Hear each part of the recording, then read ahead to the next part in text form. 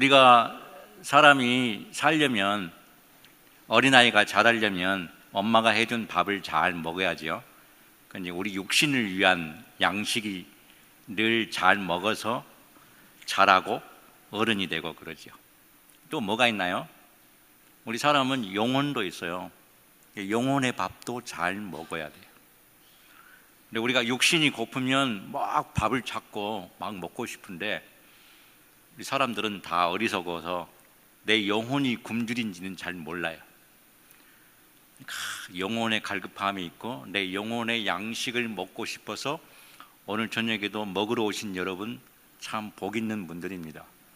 여러분을 위해서 하나님께서 또 목포에서 저를 보내셨기 때문에 제가 할 수 있는 대로 정성껏 또 양식을 차려드릴 테니까 잘 받아 먹으시기 바랍니다. 예, 고맙습니다. 이제 뭐 화면 하나 보여주시죠. 예, 여러분 지금은 이제 컴퓨터로 모든 걸 다 가지고 살아가지요. 컴퓨터가 없으면 아무것도 할 수 없는 그런 시대에 있습니다.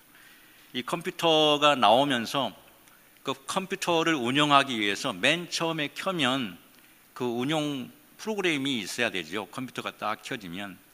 그래서 MS 한 20여 년 됐나요? 마이크로소프트라는 프로그램이 있어가지고 윈도우가 그때 켜지는 거죠. 그거를 개발한 사람이 누구예요? 대답이 금방 안 나오네. 이러면 자, 누굴까요? 예, 빌 게이츠라고 하는 사람이 그 프로그램을 만들어 가지고 어마어마한 부자가 된 거죠. 세계 최고의 부자가 된 거예요. 그 프로그램 하나 잘 만들어 가지고. 그거 없으면 컴퓨터를 못 켜는 거예요. 모든 사람들이 다 컴퓨터를 써야 되니까. 대단한 부자였습니다.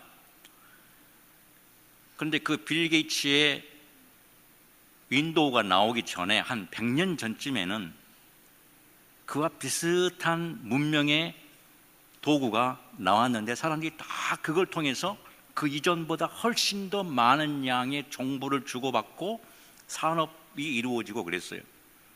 그게 뭐예요? 그게 타자기예요. 타자기가 있어가지고, 요즘은 타자기 안 하지요. 근데 한 몇십 년 전만 해도 다 타자기 쓰고, 저도 뭐 청년 때 4벌씩 타자기, 2벌씩 타자 이렇게 배워가지고 문서 치고 그랬던 기억이 납니다. 우리 청소년들은 타자기 뭔지 잘 모르지요. 목사님 나 알아요. 딱 대답이 나와야 되는데 진짜 모르는가 보군요. 예, 괜찮아요. 여러분 오늘 제가 하고 싶은 제목이 역사에 대한 건데, 우리의 과거에 대해서 우리가 잘 아는 것이 참 중요합니다. 하나님께서 또 성경에 보면 옛날을 기억하라, 연대를 기억하라, 내 아버지에게 물어보라, 대답하여 줄 것이다 그래요. 근데 우리 자녀들은 부모들에게 물어보지도 않고, 우리 부모들은 물어봐도 잘 모르니까 대답을 못 해줍니다. 우리 관심을 가지고 우리가 하나님 앞에서 바른 신자로, 바른 교회로 우리가 함께 하기 위해서는 하나님 말씀을 잘 배우는 거 너무 중요하고요. 그 다음에 역사를 알아야 합니다. 아니, 일본의 그 아베 총리는 왜 그렇게 사과 안 한대요? 그 위안부 또 그 너무 잘못한 거 다 알고 있는 사실인데 왜 그렇게 새침대고 안 한대요?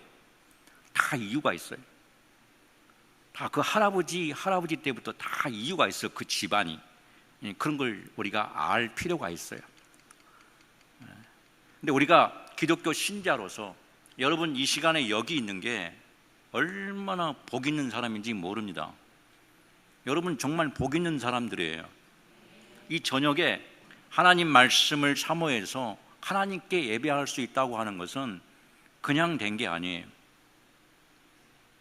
우리는 다 죄인이고 죽을 수밖에 없는 저주받은 인생들이었는데, 우리가 저주 아래서 고통스러워하고 신음하고 그래야 되는데 오늘 우리가 이렇게 즐겁게 춤추고 찬양하고, 이건 보통 일이 아닌 거죠. 이거.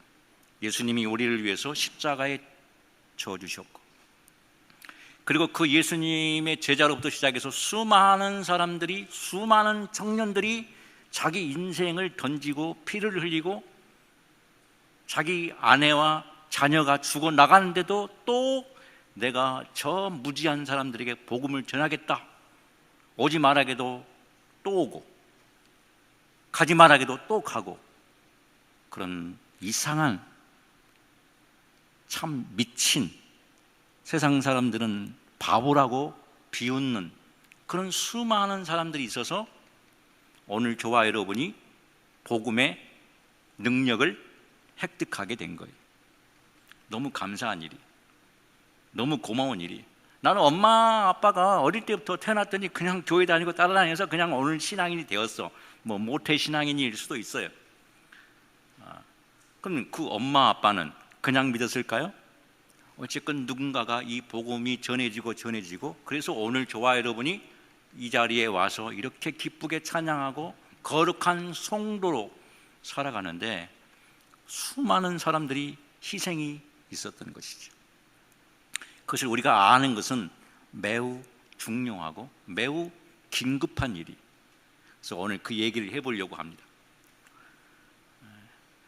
특별히 호남 지역을 중심으로 제가 이야기를 할 건데 여러분 조금 낯설죠? 전라남북도에 관계된 거는. 그래서 제가 하면서 또 우리 경상남도 지역, 부산과 연관된 호주 장로교 선교사도 조금 할 수 있는 대로 같이 얘기를 해보겠습니다. 근데 호남 지역에 미국에 있는 남장로교 선교사들이 와서 선교를 130년 전부터 시작을 했는데요.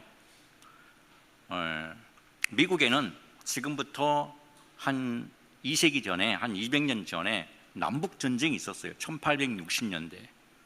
남부 지역하고 북부 지역이 전쟁을 벌여가지고 어디가 이겼어요? 북부 지역이 이겼어요. 그래서 남부 지역은 상당히 어려웠어요. 그 남부 지역에 그 농사 짓고 하는 그 아주 그 사람들, 성도들 많이 있었고 교회들도 있었죠. 그래서 상당히 교회가 상당히 재정적으로 어려웠어요. 싸움에서 져가지고 그 후유증이 엄청 심한 거죠. 근데 그 남북 지역적으로 갈라지고 전쟁까지 벌이고 그랬는데 교회도 그때 이제 그것 때문에 서로 나뉘었어요.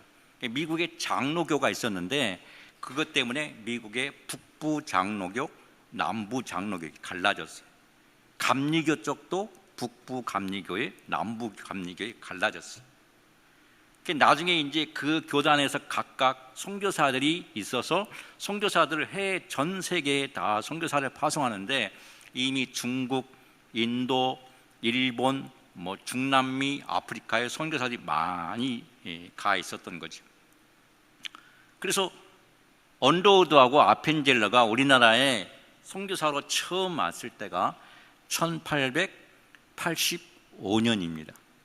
여러분 이렇게 오늘은 잘 듣기도 하시지만은 또 할 수 있으면 조금 메모도 하십시오. 그러면 좋아요. 보통 설교하고 집에 가면 다 잊어버리죠. 다 잊어버려도 이제 우리 내면 속에 조금씩 쌓이는 게 있어서 그게 이제 어른이 되면 좋은 신앙인으로 물론 자라긴 하는데 오늘은 조금 역사적인 이야기도 하고 지식적인 얘기도 하니까 여러분 이렇게 메모도 하시면 좋을 것 같아요. 그래서 집에 가서 한번 또 다시 이렇게 들춰보면 또 좋은 여러분의 새로운 인생을 또 개척할 수 있는 좋은 여건, 기회가 될 줄 몰라요. 그 이제 남부 장로교, 북부 장로교, 감리교에서 선교사들이 그렇게 이제 오는데 언더우드는 북장로교 선교사고요. 아펜젤레는 감리교 선교사가 이제 맨 먼저 왔지요. 그래서 1885년에 이 목사 선교사가 물론 이제 선교사는 그 전에 84년 1년 전에 알렌이라고 하는 목사가 아닌 평신도 의사 선교사가 먼저 오기도 했어요. 그리고 그 전에는 토마스라고 하는 목사 선교사가 우리나라에 와서 처음 순교당했지요. 그리고 또 그 전에는 구출라프라고 하는 선교사가 있었고 그 전에도 있었어요. 근데 어쨌건 선교사 그러면 그 지역에 가서 오래도록 장기 사역한 사람을 역사적으로 이제 의미 있게 평가하니까 이제 그런 면에서 언더우드하고 아펜젤레를 우리나라의 첫 번째 선교사라 이제 그렇게 얘기합니다.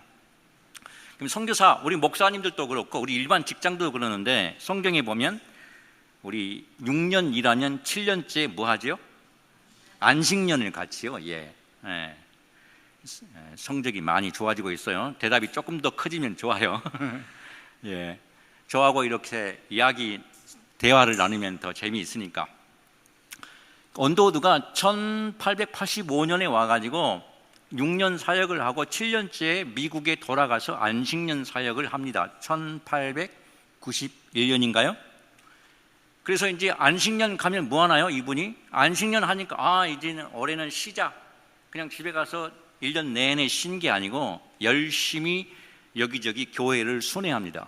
교회 다니면서 이렇게 저같이 이렇게 멀리서 와가지고 성도 여러분, 저 아시아에 가면 일본하고 중국 사이에 코레아라고 하는 나라가 있는데 그 나라는 정말 사람들이 이렇게 살아갑니다. 이 나라에 정말 저주받은 이 나라에 우리가 이 복음과 생명을 전해줘야 합니다. 막 이렇게 젊은이들을 이렇게 마음을 이렇게 선교 도전하기도 하고, 여러분 우리가 거기서 선교하는데 돈이 필요합니다. 헌금하십시오. 이렇게 이제 그런 활동들을 계속하는 거죠. 교회도 돌아다니고 신학교도 다니면서 신학교에 있는 신학생들에게 여러분이 신학교를 졸업해서 목사로서 여러분 이 지역의 교회 목사로 일할 수도 있겠지만 여러분 중에 어떤 분들은 선교사로 헌신하여서 특별히 코레아라고 하는 나라가 있는데 여러분 일어나십시오. 도전합니다. 가십시다. 막 하는 거예요. 내가 6년 동안 사역했는데 하면서 그 6년 동안 어떤 일이 있었는지 그 이야기도 해주면서 선교 도전을 하는 거예요. 미국의 신학생 그 연합 수련회 이렇게 다 해갖고 미국 전역에 있는 신학교에 있는 신학생들이 다 모여가지고 수련회 할 때 거기 가가지고 막 도전하고 그러는 거예요. 근데 미국 남부에 워싱턴 밑에 버지니아 주라고 있어요. 그 버지니아 주에 유니온 신학교라고 약 보수적이고 그런 신학교가 있는데 거기 신학교 학생 2명이 그 언더우드의 그 말을 듣고 요즘 우리 젊은이들 말로 뭐라고 하나요? 잘 모르겠는데 하여튼 쉬었어요. 세상 사람들은 귀신 씌었다고 그러고 우리는 성령님의 부르심을 받았다 하는 거죠. 우리가 살아가면 잔잔하게 성령님께서 우리를 인도하시는 것도 있고 어떨 때는 갑자기 그냥 확 불에 대듯이 확 느껴지게 하나님이 우리를 부르실 수도 있어요. 콜링이라고 그래요. 부르심. 하나님 앞에서의 부르심.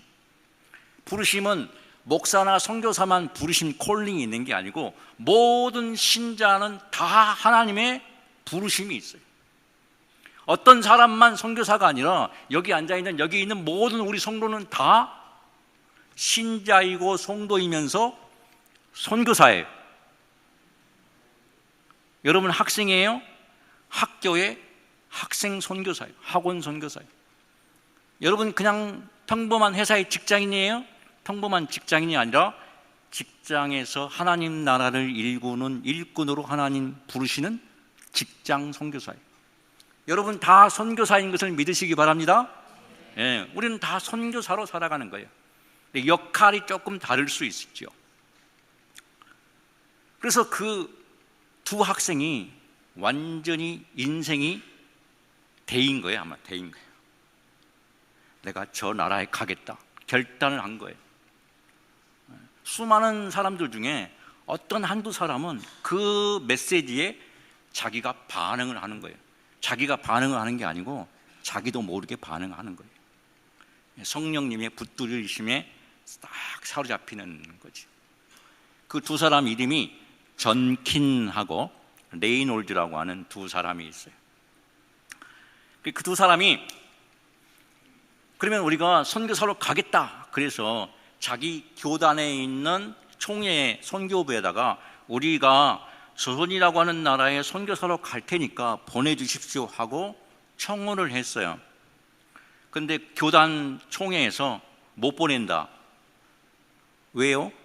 돈이 없다는 거예요. 아까 말씀드렸죠? 그 남부 교회, 미국 남장로교 교회가 전쟁으로 아주 재정적으로 어려웠어요. 그러니까 교회나 총회가 예전 같지 않게 돈이 없는 거예요. 돈이 없는 게 아니라 있는 것도 사실은 이미 여러 나라의 선교를 많이 하고 있었거든요. 미국 남장로교는 그때도 이미 중국이나 일본이나 그리스나 여러 나라들의 선교를 이미 하고 있었어요.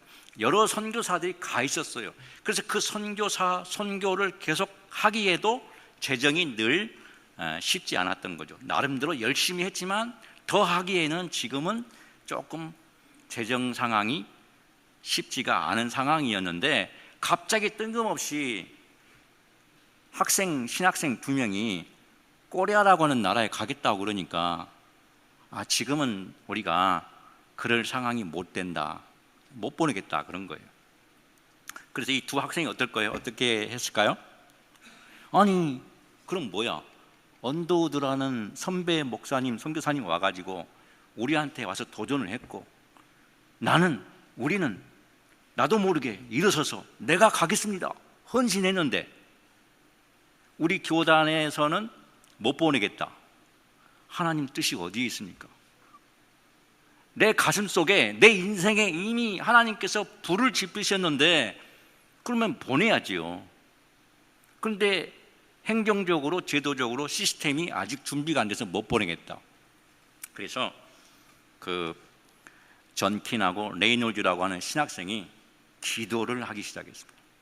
그 유니온 신학교의 기숙사에서 기숙사 문을 잠그고 기도했다라는 기록이 나오는데요. 문을 걸어 잠그고 기도를 하는 거예요. 하나님, 코리아로 우리를 부르셨으면, 내 인생을 하나님께서 부르셨으면 내가 가겠습니다. 우리 둘이 가겠습니다. 보내주십시오. 기도를 했어요. 불을 지피려면 뭐가 있어야 되냐? 불쏘시개가 딱 있어서 불을 지펴야 되잖아요. 돈이 없다고 그러니까 그 얘기를 언더우드도 들었어요. 아니 내가 돌아다니면서 막 이렇게 코리아로 가자, 청년들을 이렇게, 가만히 있는 청년들 이렇게 거룩한 유혹을 해서 그 꼬드김에 딱 2명을 붙잡았는데, 그 교단에서 돈이 없어서 못 보낸다고 그러니까 언더우드가 자기 형에게 이 사정을 이야기했습니다. 그 형이 2,000불의 돈을 내놓은 거예요. 그 2,000불은 지금으로 말하면 한 1억에서 2억 정도 되는 돈입니다. 지금의 그 2,000불이 아니라 한 20년 전, 130년 전 상황의 계산으로 보면. 그리고 이제 형이 그렇게 돈을 내놓고 자기도 500불을 내놓고, 그래서 2,500불의 자금을 모아서 우리가 돈을 이렇게 낼 테니까 남장로교 선교회에 있는 목사님들, 저 신학생들, 저 후배들 코리아로 보내줍시다. 그렇게 해서 선교사 청년들을 교단에서 보내기로 결정을 해가지고 선교사로 오게 되는 거예요. 조선에 선교하러 가는 선교사들을, 여비를, 자금을 마련하자는 불쏘시개로 그 언더우드 형제가 돈을 2,500불을 모아서 그것 때문에 간 거예요. 그 2,500불이면 선교사들이 1년 동안 충분히 현지에 가서 사택도 구입하고 여러 가지 활동을 할 수 있는 충분한 돈이 된 거예요. 미국에서 일본 거쳐서 한국까지 또 배 타고 와야 되잖아요. 그런 여비도 포함해서. 그 언더우드 형이 뭘 했을까요? 뭐 때문에 그렇게 2,000불, 그 당시 어마어마한 많은 돈인데 그 돈을 선뜻, 그 사람은 북부 장로교 장로님이었거든요. 여기는 저 남부, 자기하고 별 관계도 없는 남부 지역의 청년들인데, 그 언더우드의 형이 존 언더우드라고, 이 타자기, 사진 보여주세요. 타자기 회사의 사장님이셨어요. 언더우드라고 써있죠, 타자기. 이제 글자가 보여요? 저 언더우드가 실제 우리나라 왔었던 언더우드의 친형, 그 언더우드 이름입니다. 언더우드 타자기를 개발해가지고 이 사람이 그때 이걸로 대박 난 거예요. 빌 게이츠가 마이크로소프트웨어 개발해가지고 대박 났듯이 지금부터 100여 년 전에, 150년 전에 언더우드가 저 타자기로 전 세계에 엄청난 수요가 있어서 떼부자가 된 거예요. 그래서 거기서 거둬들인 그 돈으로 이 언더우드 장로님이 여러 교회에 헌금하고 선교에 헌금하고 기여를 하게 되었어요. 그래서 이제 그것 때문에 이 남장로교 청년 선교사들이 한국에 선교사로 보내어진 겁니다. 네. 그래서 이제 그 남장로교 선교사들이 그렇게 해서 이제 7명의 청년들이 모여져 가지고 우리 조선에 왔는데요. 다음 사진 한번 넘겨주실래요? 예, 저분이 누굴까요? 혹시 아세요? 예, 언더우드라고 하는 우리나라에 왔던 선교사입니다. 잘생겼죠? 예, 한번 또 넘겨보세요. 예, 그렇게 해서 그 7명이 오게 됐는데 아까 전킨과 레이놀드라고 하는 그런 신학생이 있었고 그 다음에 시카고에는 맥코믹 신학교라는 학교가 있었는데 그 학교에 테이트라고 하는 학생이 또 있었어요. 그 학생도 나도 코리아로 선교를 가겠다 동참을 한 거예요. 그래서 신학생이 테이트 맨 왼쪽, 여러분 볼 때는 왼쪽에 우리 조선족 선교사들을 돕는 조사가 한 명 있고 바로 그 왼쪽에서 두 번째 있는 턱수염이 아주 있는 분이 테이트라고 하는 선교사고요. 가운데 아기를 안고 있는 분이 있죠? 있지요? 네, 그분이 전킨 선교사입니다. 그리고 그 오른쪽에 있는 분이 레이놀드라 하는 선교사입니다. 이렇게 해서 남자는 3명, 그 목사님들 3명 있었고 그때는 이제 신학교 졸업해서 선교사 간다고 그러면 바로 목사 안수해서 보내주고 그랬어요.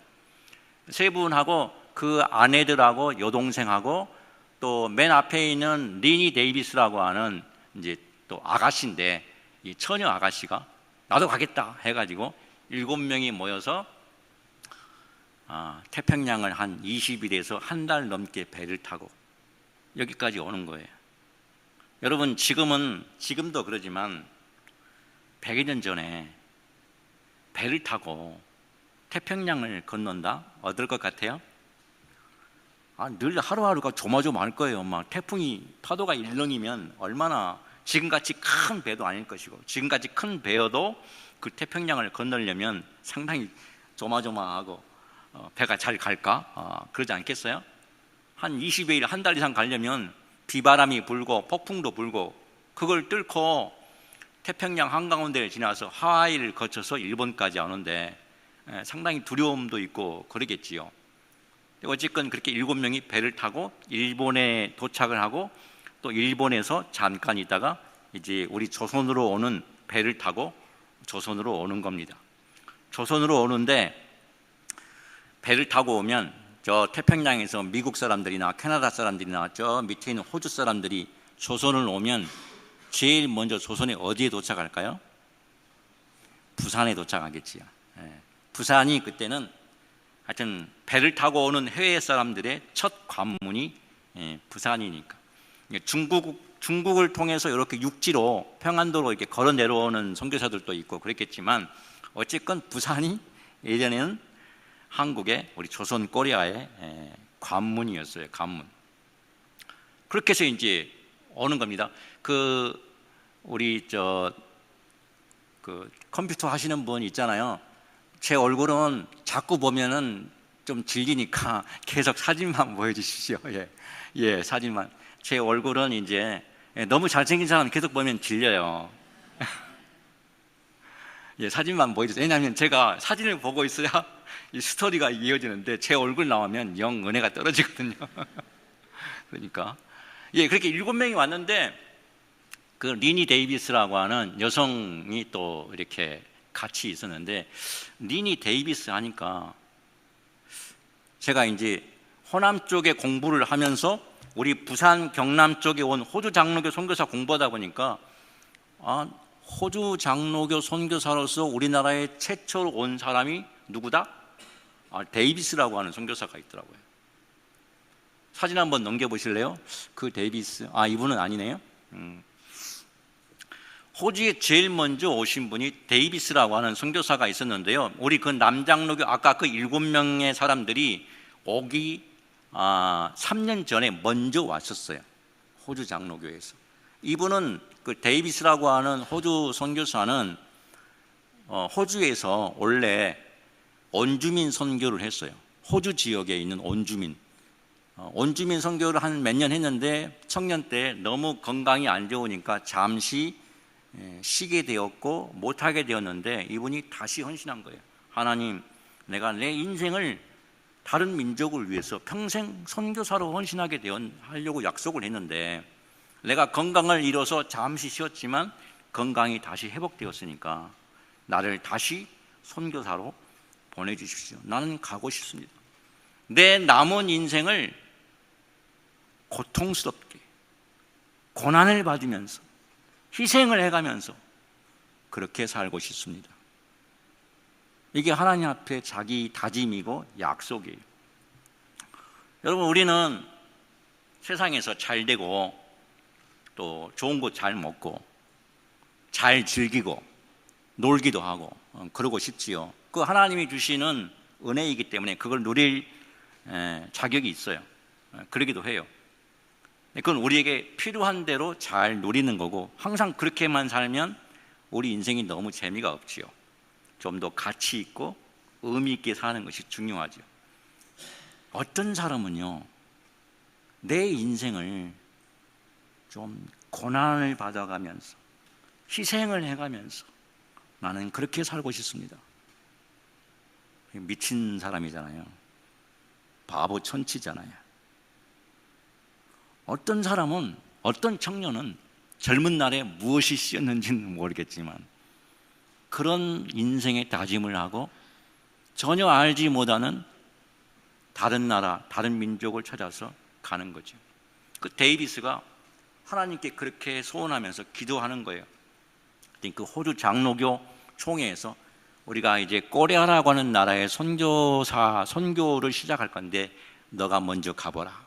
그래서 이분이 1889년도에 배를 타고 부산을 거쳐서 제물포를 거쳐서 서울까지 옵니다.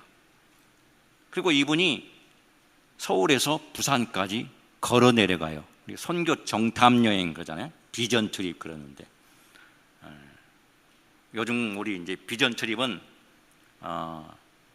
좀 이렇게 여러 가지 상황을 잘 준비해서 가야 하잖아요. 가가지고 사고 당하고 그러면 오히려 그것이 안 좋으니까. 근데 옛날에는 그런 걸 따질 겨를이 없는 거죠. 한 20여일간 걸려서 한 400km, 500km 되잖아요. 서울서 부산까지 걸어 내려가면. 그걸 걸어 내려가는 거예요. 한 20일 동안. 무슨 열정으로? 내 인생 나는 여기서 죽겠다 하고 온 젊은이잖아요. 그렇게 했는데 낯설고 물도 안 좋고 그러니까 어때요? 몸이 견디지를 못하는 거죠. 아무리 건강한 청년도 나하고 전혀 다른 낯선 환경에서 살려면 몸이 견디지 못하고 스트레스도 받고. 그래서 이분이 부산에 도착한 그 다음 날 그만 죽고 말았어요. 어떻게 보면 너무 허무하잖아요. 어떤 선교사들은 거의 갔는데 그 부족민들에게 잡혀서 식인종들이 잡혀 먹었다 뭐 그런 이야기도 있는데 이 사람은 가다가 한 번 갔는데 죽고 만 거예요. 참 이상해요. 저도 어릴 때부터 신앙생활하고 참 믿음대로 하나님 중심으로 하나님이라면 뭐든지 오케이 무조건 믿사오니 뭐 그렇게 신앙생활 배우고 자라가고 그랬는데요. 이제 조금 어른이 되고 그러면서 생각을 조금 달리 해보기도 하고 다른 어떤 것들을 이렇게 접하게 되면서 좀 생각을 해봐요. 고민해봐요.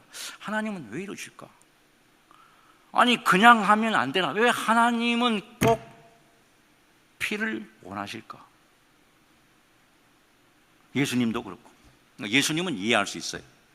어쨌건 우리 인류의 죄를 뭔가가 해결해야 되니까 그거는 이해가 돼. 그럼 예수님이 한 분이면 됐지. 왜 그 뒤를 따르는 또 많은 젊은이들이 피를 흘려야 되나? 왜 그 피 위에서 생명의 복음이 여러 사람에게 전파되어야 되는가? 어쨌건 그 데이비스가 그렇게 돼가지고 참 이상해요. 다른 데 같으면 위험하다, 정말 가지 마라, 조선은 정말 식인종의 나라라고도 한다, 그런 안 좋은 소문도 있고, 누가 거기를 가려고 그래요? 우리 부모들은 우리 자녀들을 절대 보내고 싶어 하지 않지요. 우리 애들을 왜 그런 데 보내? 근데 또 애들 중에는 부모의 생각과 반대로 하나님께 씌어가지고 난 가겠다, 난 죽으러 가겠다, 이런 애들이 있거든요. 선배가 가서 죽었는데 나도 따라가서 죽을래. 글쎄, 이런 미친놈들이 그렇게도 많이 나오는 거 아니겠습니까?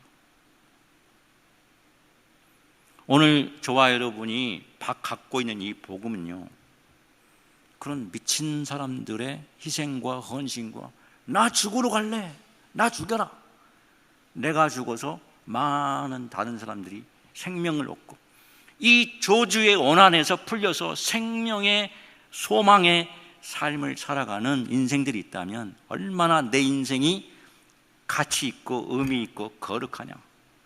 거기에 나는 내 인생을 투자하겠다, 그렇게 가는 거예요. 그래서 그 뒤로 호주에서 많은 후배 선교사들이 와서 이제 나중에 우리 경남 지역에 선교가 이루어지고 교회가 세워지고 여러분이 예수 믿는 신자가 되는 것입니다. 저와 여러분이 그렇게 해서 예수쟁이가 되는 거예요. 여러분, 세상 사람들이 예수쟁이라는 말은 좀 비하하고 낮추는 말로 한때는 막 불렀잖아요. 그 예수쟁이라는 말은 얼마나 거룩한 용어인지 몰라요. 얼마나 신령한 말인지 몰라요. 얼마나 축복의 메시지인지 몰라요. 맞습니까, 예수쟁이 여러분? 예, 그래요. 또 사진 다음에 넘겨보시죠. 사진 저를 비치지 말라고 그랬는데 예, 이분은 그래요? 오래 있으면 저도 넘어가요? 예, 알겠습니다. 예, 아까 그 미국 남장로교에서 젊은이들 몇 사람이 조선에 처음 왔다고요? 7사람이 왔다고 그랬죠. 그 중에 제가 테이트, 남자는 테이트, 전킨, 레이놀드, 이렇게 3사람 이야기를 했는데, 여러분, 레이놀드라고 하는 사람을 오늘 확실하게 꼭 기억하시기 바랍니다. 왜 기억해야 되냐면, 여러분, 우리 성경 다 갖고 있지요. 여러분 인생의 나침반이 뭐예요? 여러분 인생의 내비게이션. 우리 어디 가려면 내비게이션이 있어야 되죠. 근데 우리 인생이 살아가는 데 있어서 가장 절대적인, 거의 유일한 진짜 내비게이션이 있어요. 그게 뭐예요? 성경이에요. 세상에 좋은 책들 많지만 우리 인생의 갈 길이 여기 다 있는 거예요. 그래서 우리가 이 성경을 읽고 이 성경을 귀하게 여기고 이 성경에 기초한 메시지를 목사님으로부터 받고 목사님으로부터 성경 공부하고. 근데 이 성경이 총 몇 권으로 되어 있어요? 66권이잖아요. 구약 성경 몇 권? 39권. 신약 성경 27권. 신구약에서 66권인데 사진 다음에 또 넘겨보실래요? 예, 여기는 우리나라에 처음으로 온 선교사들이 왔는데 와가지고 뭐 하겠어요? 우리말 열심히 배우고. 왜냐하면 우리말, 우리 조선 사람들에게 복음을 전하려니까. 영어로 하면 알아듣겠어요? 조선말로 해야 하잖아요. 선교사들이 와가지고 제일 먼저 하는 게 그 지역의 현지어를 익히는 게 제일 중요해요. 선교사들이 우리 영어 되게 어렵고 힘들잖아요. 그렇게 해도 영어 하기 힘든데 선교사들이 한국어 별명을 붙였어요. 괴물 같다. 너무너무 힘들고 어려우니까 괴물 같다 막 그랬는데, 그 조선어를 막 배워가지고 성경을 이제 번역하는 거예요. 그래서 선교사들이, 처음에 온 선교사들이 모여가지고 우리가 조선어로 또 성경을 번역해서 예배 같이 하자 해가지고 성경 번역도 아주 오랫동안 열심히 했는데, 맨 왼쪽에 있는 분이 레이놀드라고 하는 선교사고, 가운데 있는 사람이 언더우드, 아까 얘기한 그 언더우드, 그 다음에 그 세 번째 있는 사람이 게일이라고 하는 선교사인데요, 그분은 캐나다 장로교 소속의 게일 선교사, 서울에 가면 연동교회라고 아주 오래된 교회 있습니다. 그 연동교회를 설립한 분이고, 그 오른쪽에 있는 분은 호주 장로교 출신이에요. 그러니까 호주 장로교, 캐나다 장로교, 북장로교, 남장로교 각 교단의 대표적인 선교사들이 모여서 연합으로 성경 번역을 하는데, 이 레이놀즈라고 하는 사람은요 정말 뛰어난 사람이었어요. 공부 너무너무 잘해. 운동도 너무너무 잘해. 히브리어, 헬라어 너무 잘해. 언어에 대해서 아주 통달하고 잘하고. 구약, 신구약 66권 중에 나중에는 성경 번역을 레이놀즈가 주도적으로 많이 합니다. 66권 중에 40권, 거의 3분의 1을 레이놀즈가 다 번역을 했어요. 얼마나 번역을 잘하냐면요, 그 언더우드가 자기보다 한참 선배잖아요. 자기보다 7년 먼저 조선에 와서 먼저 조선어를 배우고 익히고 조선어를 잘할 때, 레이놀즈는 이제 와가지고 처음 이제 조선어 배우는데 한 몇 달, 한 1, 2년 지나니까 레이놀즈가 탁월하게 조선어를 익히고 배우고 그런 거예요. 그래서 어느 정도였냐면 나중에 이렇게 선교사들이 모여가지고 성경, 야 오늘은 누가복음 1장 1절부터 한번 번역해 볼까 하고 서로 이렇게 각자 해온 걸 가지고 와가지고 서로 의견 교환하면서 이제 하는 거예요. 근데 막 하는데 언더우드가 나는 오늘 이렇게 번역이 왔어 하고 딱 이렇게 보여주는데, 레이놀즈가 딱 보더니 미스터 언더우드 형, 이거 있잖아, 이거보다는 좀 요렇게 번역하는 게 더 조선 사람들에게 좋을 것 같은데, 요렇게 형한테 시비 걸 정도로 그렇게 조선어를 탁월하게 잘 했어요. 그래서 그걸 보니까 나중에 다른 선교사들이, 야 레이놀즈 네가 좀 더 많이 해라.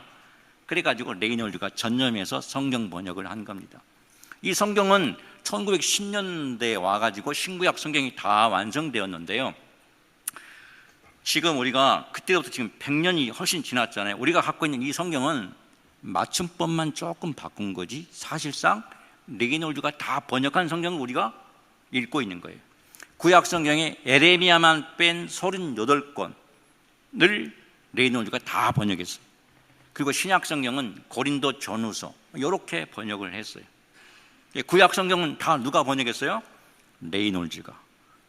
그러니까 우리가 성경을 읽을 때마다 저 레이놀즈가 우리 말 성경을 번역해줘서 우리가 이 성경을 읽고 있구나, 얼마나 감사한 일인지 몰라요. 그리고 이 레이놀즈는 또 사진 넘겨보십시오. 그 사진 있나 모르겠다. 이거는 이제 평양신학교, 옛날 평양에 있는 장로교 연합신학교인데요, 그 평양신학교의 교수를 역시 각 장로교나 각 지역에 있는 장로교에서 한 명씩 대표를 뽑아가지고 선교사 중에 아주 지식이 뛰어나고 가르치는 은사가 있는 선교사들끼리 모여가지고 교수진을 꾸려서 평양신학교를 만들고 조선 사람들 신학생으로 받아들여서 목회자 훈련하는 신학교가 있었는데, 이 레이놀즈는 특별히 조직신학을 담당했어요. 그래서 우리나라에 있는 모든 교리, 장로교 신학, 보수적인 신학의 체계는 누가? 이 레이놀즈가 다 세운 거예요. 우리 목사님들이 존경하는 박인선 박사님도 이 신학교에서 레이놀즈로부터 조직신학 공부하고 배운 거예요. 성경도 번역했지요. 한국 장로교의 신학의 초석을 세운 거예요. 우리 12신조 이런 것들 다 원래 다른 나라의 장로교에 있던 건데 레이놀즈가 다 가져와서 번역해 가지고 우리 평양신학교의 학생들을 가르치고, 그 학생들이 나중에 이제 교수가 되고 해서 또 총신대가 생기고 장신대가 생기고 우리 합동신학대학원이 생겨서 또 저와 우리 최상근 목사님, 이렇게 금성옥 목사님 이렇게 같이 배운 거예요. 누구 때문에? 그 레이놀즈라는 한 사람, 정말 탁월하고 대단한 사람들 중에 하나님께서 우리 조선에 수천 명의 선교사를 보내줬는데, 저는 우리 조선의 교회를 위해서 하나님이 특별히 선발해서 보내준 보배 같은 분이다, 저는 그렇게 생각을 합니다. 정말 탁월한 그 선교사 때문에 우리가 성경을 읽고 신학을 배우고 교회를 세우고 그런 거예요.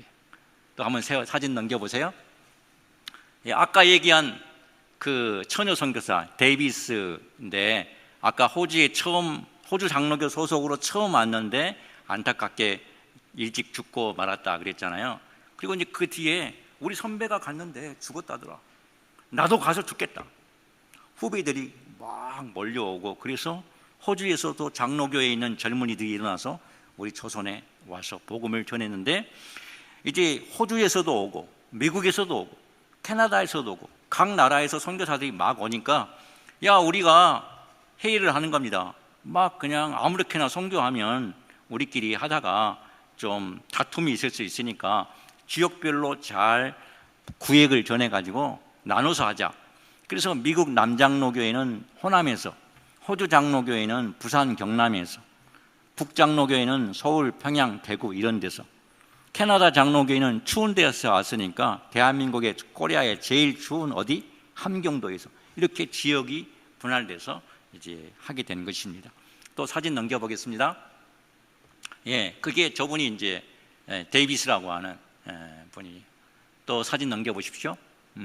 그렇게 해서 여기 보면은 아까 말씀드린 대로 왼쪽에 빨갛게 된 전라남북도 제주도까지는 미국의 남부 장로교에서 온 선교사들이, 오른쪽에 경상남도는 호주 장로교 선교회에서, 저 맨 오른쪽 위에 연두색 같이 된 게 있죠. 거기는 어디가?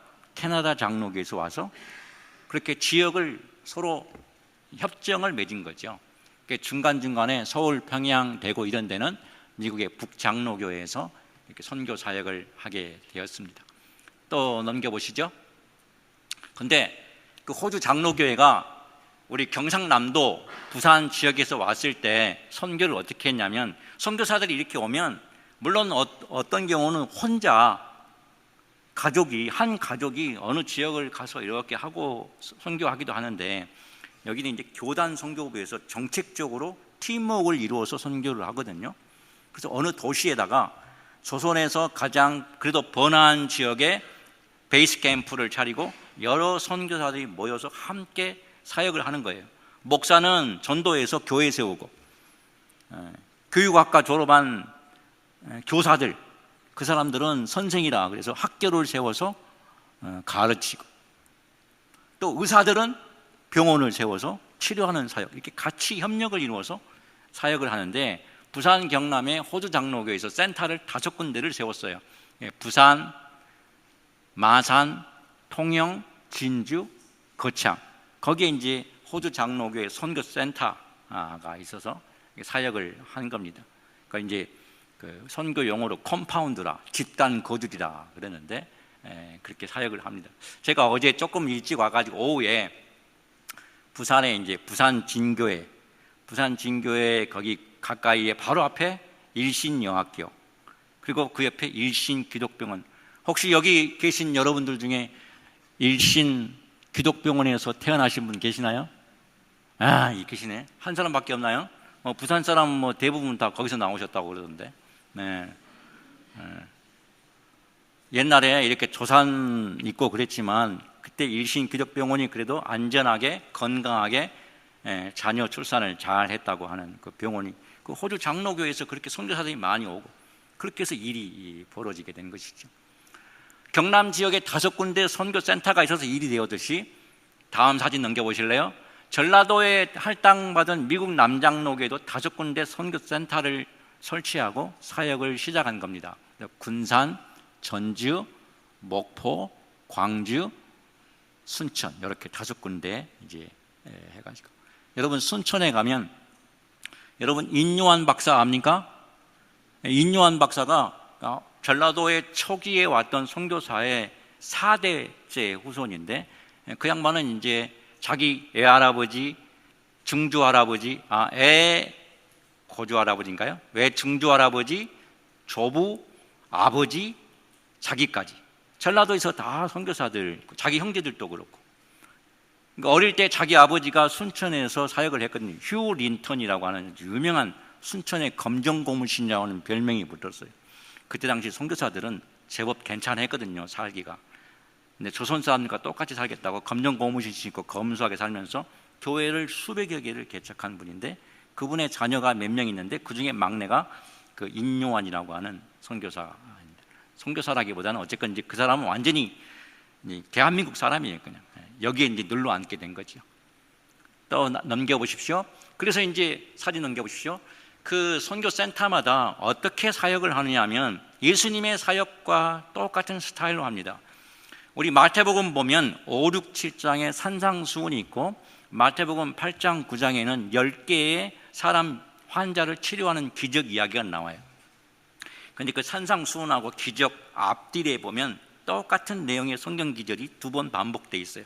마태복음 4장 맨 끝에 보면 예수님께서 복음을 전하고 가르치고 치료했다, 그 얘기가 나와요. 그리고 10장 또 처음에는 예수님이 또 가르치고 전도하고 치료했다. 그래서 혹시 여러분이 그런 캐치프레이즈를 옛날에 걸었는지 모르겠는데, 제가 이제 청년 때 서울에 있을 때 서울의 사랑의 교회에 다녔거든요. 여기도 우리 이제 오카노 목사님의 그 제자 훈련을 이어받아서 하는 걸로 제가 알고 있습니다만은, 거기 갔더니 캐치프레이즈가 딱 3개 되더라고. 가르치는 교회, 전파하는 교회, 치료하는 교회. 예수님의 이 3대 사역에서 나온 거예요. 그걸 기준으로 선교사들도 일을 한 거예요. 목사들은 교회를 세워서 교회하고, 또 선생님들은 평신도 선교사들 가서 학교를 세워서 학생들 가르치고, 그래서 이제 그 군산, 전주, 목포, 강주, 순천에 남자 학교, 여자 학교 다 세우고, 병원 세워서 또 치료하고. 아까 우리 부산에 뭐가 있었어요? 교회는 호주 장로교 와가지고 교회, 부산진 교회가 가장 오래된 교회라고 그러대요. 부산진 교회 세워서 복음이 시작되고, 일신여학교 세워서 교육을 하고, 일신병원 세워서 병원 사역을 하고, 이제 그렇게 한 겁니다. 또 넘겨보십시오. 아까 제가 레이놀즈 얘기했잖아요. 오늘 누구를 특별히 기억해요? 레이놀즈를 기억하십시오. 레이놀즈 저분이 아마 한 50대나 됐을까요? 사진이 참 멋있죠.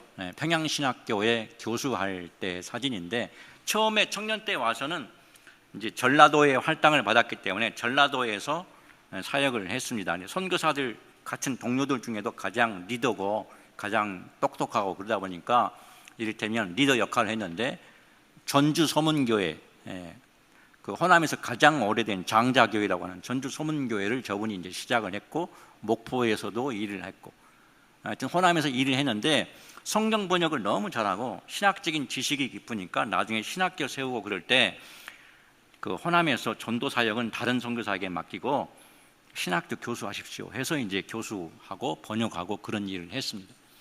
그 왼쪽에 있는 편지는 1894년도에 이분도 아까 데이비스는 서울에서 부산까지 20일 걸어가면서 정탐 여행하다가 그만 안타깝게 생명을 잃었다고 그랬는데, 나중에 이분도 선교 정탐 여행을 했습니다. 서울에서 시작을 해가지고 제물포에서 군산까지 배를 타고 와가지고 군산에서 군산, 전주, 전라북도, 전라남도를 계속 걸어서 말 타고 정탐 여행을 하면서 매일매일 일기를 썼어요. 그게 지금까지 저 기록이 남아서 저에게까지 오게 됐어요. 보면은 4월 17일 한평에 도착했다, 그런 말이 있고, 저 밑에 가면 4월 18일 목요일 날, 수요일 날 목포에 도착했다, 그 기록 편지인데요. 이 레이놀즈가 정말 그 한글 써도 이게 1894년이니까 1892년 11월 달에 서울에 처음 왔거든요. 1894년 4월 달이니까 2년이 채 안 돼요. 한 1년 6개월인데 뭐 우리가 보기에는 뭐 저 정도밖에 못하나, 그러면 한글 상당히 잘 쓰고 그랬었습니다. 또 넘겨보십시오. 이제 아까 전라도에 오신 분들 중에 전주, 군산, 아까 7명의 처음 선교사 중에 목사 선교사로 레이놀즈, 또 누가 있었죠? 전킨, 그 다음에 테이트, 이렇게 있었다고 그러잖아요. 그 테이트는 전주에서, 전킨은 군산에서 시작했는데, 나중에 온 후배 선교사가 유진벨이라고 하는 선교사가 있어요. 그 유진벨이 이제 처음에는 전라북도 시작을 먼저 했고, 다음에 전라남도도 시작해야겠다. 그래서 후배인 유진벨이 오니까 너는 저 전라남도에 가서 선교해라. 그래서 이제 목포부터 시작하는데, 목포는 제가 이제 잘하고 성장하고 지금도 있는 목포는 저 유진벨에 의해서 교회가 시작되고 기독교가 시작이 되었습니다. 우리 목포나 신안 이쪽 전라남도 서남부 지역은 복음화율이 상당히 높아요. 우리나라에서도 한 30%, 40%. 우리 지역에는 교회를 안 다녀본 사람이 없어요. 다 알아요.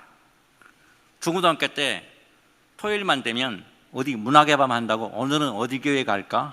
이 교회 저 교회 막 다니면서 어릴 때 이미 교회는 여러 번 다녀본 사람들이에요. 지금 교회 신자가 아니어도 어릴 때부터 교회를 누구나가 다 다녀본 사람들. 저희 동료 중에 한 분이 태계 이항 유교의 고장인 경상북도 용주, 안동 이런 데서 아주 애롭게 목회를 하는데요. 그 목사님은 너무 애롭고 힘들어요. 그 지역에서는 기독교인이라고 하는 게, 기독교 목사라고 하는 게 사회에서 왕따 당하는 분위기예요. 우리 부산 경남 지역도 좀 그런지는 모르겠어요. 근데 우리 목포나 이쪽 전라남도는요, 기독교 교인이 아니면 행세를 못해요. 이번에 국회의원 선거 나가겠다 그러면 안 다니던 교회 갑자기 다니고요, 그 목사님은 또 너무 좋아가지고 금방 또 집사 장로 막 시켜. 그런 분위기에 교회에 다녀야 그게 결코 좋은 건 아닌데, 나는 상당히 그런 게 좀 못마땅한데 목사님들이 자꾸 이번에 누구 세워주자 막 모여가지고 작당을 하기도 하고, 하여튼 거기서는 뭐가 하고자 하면 기독교인이 아니면 안 돼요. 그렇게 하나의 그 블록이 돼 있어요, 분위기가. 근데 저 경상북도에서는 기독교인이면 오히려 행세를 못 해요. 참 제가 볼 때는 좀 안타깝고 그러더라고요. 이 목포의 베이지로부터 시작을 해가지고 이 전라남도가 상당히 복음화가 잘 돼 있고 교회가 참 많습니다. 거기는 하여튼 다 교회야 그냥 다니면. 예, 그렇습니다. 넘겨보시죠. 이분이 그 유진벨 가족입니다. 예, 그 뒤에 집이 보이죠? 집이 어때 보여요? 어마어마하게 좋아 보이지 않습니까? 안 그래요? 시시해 보여요? 저 집이 지금부터 120년 전 1898년도에 지어진 집이에요. 1898년도에 대한민국에 저런 집이 어디 있어요? 저렇게 잘 지어놓고 지냈는데, 저는 이제 그런 생각이 들어요. 뭐 우리가 필리핀이나 이런 데 선교사들 보면 막 이렇게 하인들, 종들 많이 부리고 그러는 것 같잖아요. 근데 그게 꼭 나쁜 것만은 아니에요. 또 그런 사람들이 나중에 교회의 그 지역, 그 나라의 교회 지도자로 많이 되기도 해요. 선교하려면 당장에는 외지에서 왔기 때문에 당장 이렇게 하기가 어려웠기 때문에 현지인들 잘 고용해서 이렇게 협력해 가면서 일할 필요가 있고, 선교센터가 또 잘 지어져서, 왜냐하면 목포는 그때 부산에서 제물포로 이렇게 배를 타고 가면 목포를 거치는데 선교사들이 멀리서 오면 좀 한 번쯤 좋은 데 가서 좀 쉬고 그리고 또 올라가야 하잖아요. 이제 그런 역할도 하는 겁니다. 또 넘겨보십시오. 이게 목포의 최초 교회인 건물입니다. 1903년도에 지어진 건물인데요. 또 넘겨보겠습니다. 이게 지금 이제 지금까지 남아있는, 지금도 쓰고 있는 목포의 최초 교회인 목포 양동교회라고 하는 건물인데요. 이 건물이 1911년도에 지어진 건물이에요. 107년 됐나요? 117년 됐나요? 숫자도 계산 못하겠네요. 참 오래도록 남아있는, 옛날에 지었던 건물 그대로 석조 건물로 남아있는 교회 건물입니다. 제가 이제 잘 모르겠어요. 이렇게 부산진 교회 옛날에 처음에 얻은 교회가 있을 텐데 그 교회 건물이 있는지 잘 모르겠어요. 일신병원이나 그 기독여학교 건물 옛날 거 조그만 거 그게 있던 것도 같은데, 지금 생각하면 너무 아깝죠. 우리가 막 근대화, 산업화 발전하면서 초가집도 없애고, 초가집만 없앤 게 아니라 모든 걸 다 많이 잃어버린 것도 있어요. 우리가 얻은 것도 있지만 너무나 귀한 것들 많이 없애버리고 그랬는데, 그게 뭐예요? 역사의식이 없으면 다 허물고 없애버린 거예요. 좋은 것이든 안 좋은 것이든 그게 있어서 그것이 역사의 교훈이 되고, 우리가 다시는 엉터리 역사 살지 말자 다짐하고 우리 자손들에게, 우리 후배들에게 가르칠 수 있는데 그걸 다 없애버린 거예요. 귀하게 여겨야 돼요. 또 넘겨보십시오. 예, 제가 5분만 더 하고 마치겠습니다. 이거는 이제 프렌치 병원이라고 하는 목포의 큰 병원인데요, 1916년에 지어진 건물입니다. 너무 크고 멋있지요. 1916년에 지어진 건물인데, 미국에 있는 프렌치라고 하는 장로님이 헌금해가지고 지어진 병원입니다. 미국 사람들이나 이런 서양 사람들은 사람이 돈 내서 건물 지으면 그걸 기념해서 이렇게 이름을 명명하잖아요. 우리는 사람 이름 내세워서 뭐 지으면 좀 이렇게 좋게 생각하지 않는데, 그냥 미국 사람들은 뭐 그렇게 다 하는 것 같아요.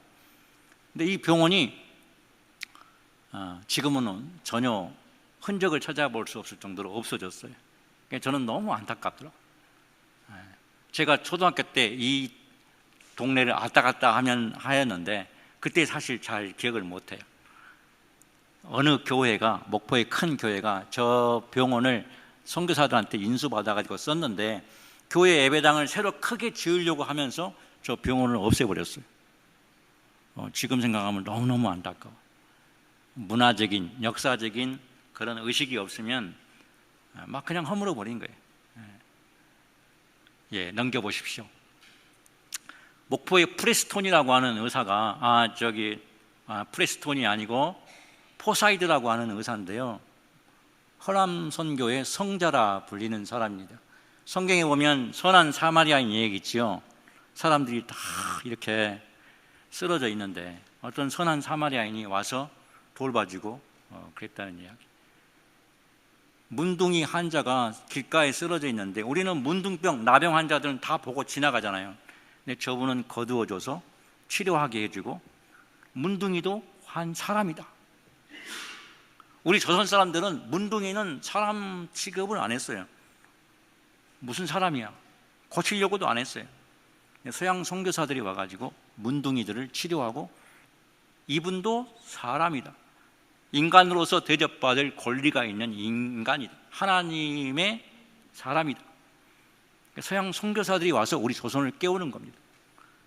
우리 부산 경남에도 맥켄지라고 하는 선교사가 있는데요, 그 맥켄지 선교사가 와서 부산에 저 가마동에 상해원이라고 하는, 상해원 아세요?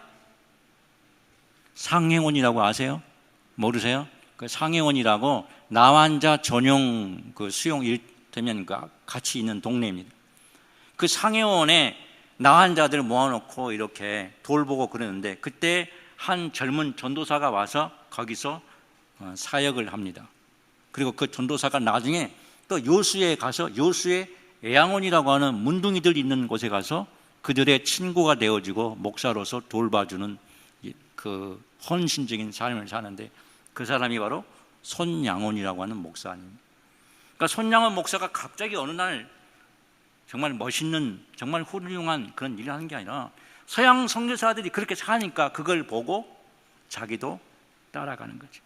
우리가 살아가는 데 있어서 롤모델이 참 중요해요. 우리 젊은이들이, 여기 우리 어린 아이들도 있는데, 내가 살아가면서 누구를 보고 누구를 만나느냐, 그 인생을 결정짓는 중요한 요소이지.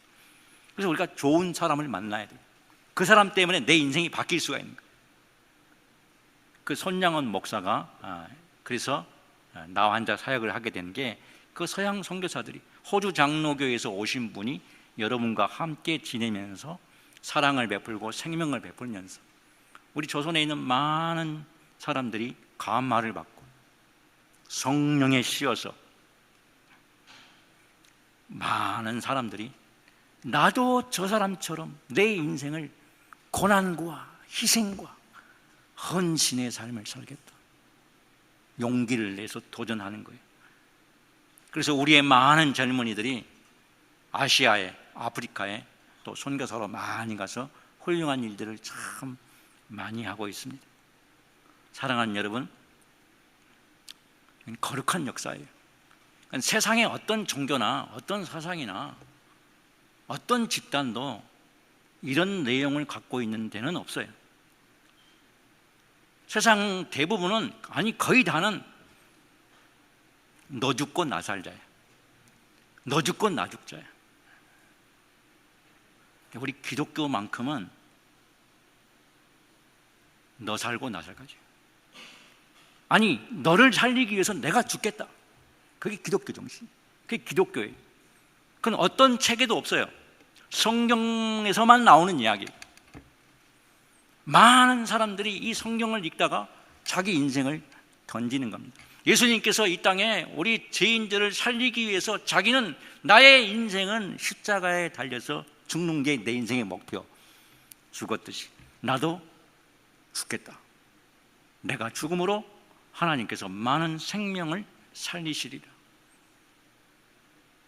내가 죽어서 남을 살리는 생명의 은혜의 역사. 그것 때문에 오늘 저와 여러분이 이 자리에서 찬양할 수 있고 기뻐할 수 있고 생명의 역사를 살아가는 것입니다. 그 은혜가 이렇게 전해져 온 것입니다. 그러면 저와 여러분도 이 받은 은혜를 가지고 너무나 기쁘고 감격스러워서 하나님, 나도 내 인생에 성령의 기운을 씌워 주십시오. 나도 가겠습니다. 나도 헌신하겠습니다. 선교사로, 목사로, 의사로, 학교 선생으로, 직장인으로, 가정의 주부로서, 학교의 학생으로서 여러분에게 주어져 있는 현장에서, 내게 있는 위치에서 최선의 삶으로, 하나님의 거룩한 성도로, 하나님의 빛나는 선교사로 다른 사람을 섬기고 살아가는 여러분 인생 복되고 멋지고 훌륭한 삶을 사는 하나님 나라의 성도들이 되기를 주님의 이름으로 축복합니다. 아멘. 할렐루야.